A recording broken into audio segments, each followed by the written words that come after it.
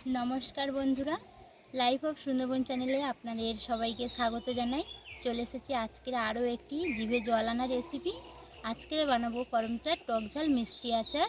आपनारा देखते थाकुन, आशा करी खूबই भालो लागबे। एखन आमि चले যাব करमचा बागाने करमचा तुलते।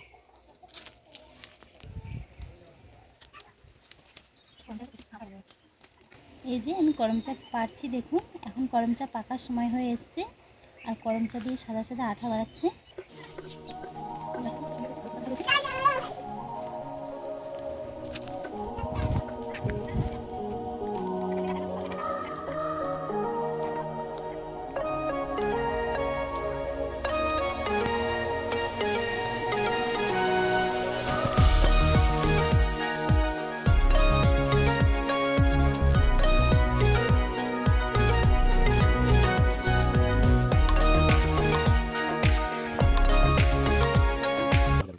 দেখুন বন্ধুরা, কত করমচা পেরেছি।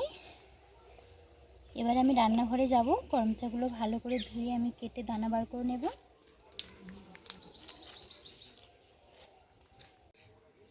রান্নাঘরে চলে এসেছি। এখানে একটা পাত্রে আমি জল নিয়েছি আর এই করমচাগুলো আমি কাটবো। করমচার ভিতরে যে দানাগুলো আছে সেই দানাগুলো আমি ফেলে দেব, দিয়ে জলে দেব। প্রত্যেকটা করমচায় আঠা ভর্তি। এইভাবে একটা ছুরি দিয়ে আমি করমচা কেটে নিয়েছি আর এই যে দানাগুলো ফেলে দিচ্ছি। এই দানাগুলো করমচার মধ্যে থাকলে আচারটা তিতো তিতো লাগবে, খেতে ভালো লাগবে না। দেখুন এইভাবে আমি করমচাগুলো পরিষ্কার করে নেব, দানা বার করে জলে দিয়ে দিলাম। প্রচুর আঠা বেরোচ্ছে, প্রচুর আঠা আর একদম সবে গাছ থেকে তোলা, যার জন্য বেশি আঠা বাড়াচ্ছে। আমি একই রকমভাবে সমস্ত করমচাগুলো কাটবো, কেটে দানাগুলো বার করে দিয়ে জলে দিয়ে দেবো। করমচাগুলো ভালো করে কেটে আমি ধুয়ে নিয়ে চলে এসেছি জল ঝরিয়ে। আমি এদিকে উনানটা ধরিয়ে দিয়েছি, দিয়ে দেব চিনি,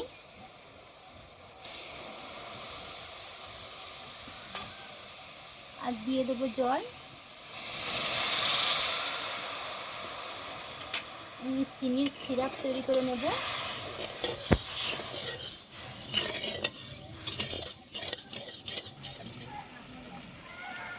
চিনিটা গলে গেছে।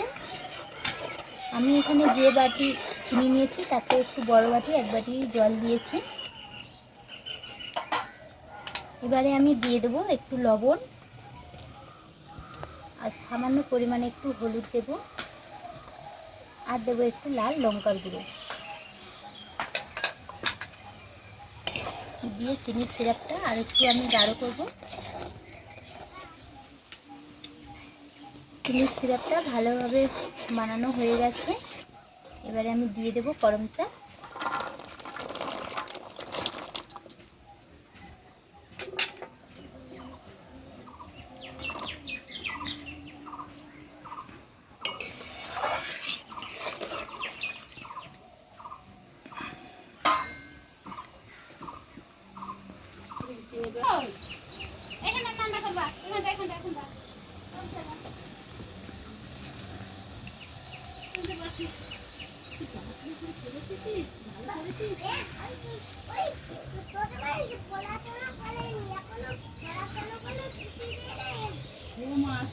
দেখুন করমচার আচারটা প্রায় হয়ে এসছে আর কালারটা আস্তে আস্তে চেঞ্জ হয়ে যাচ্ছে, আর একটু হবে।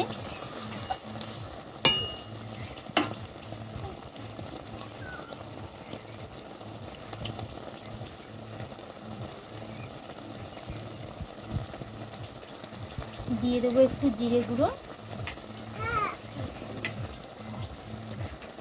আর দেবো কালো মরিচের গুঁড়ো।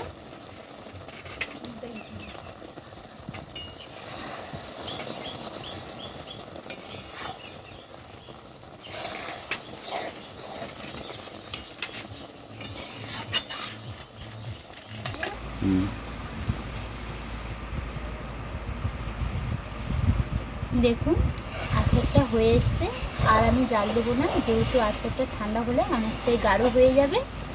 এই আচারটা আমি বেশি দিন সংরক্ষণ করে রাখবো, সেই জন্য একটু দিয়ে দেবো ভিনিগার।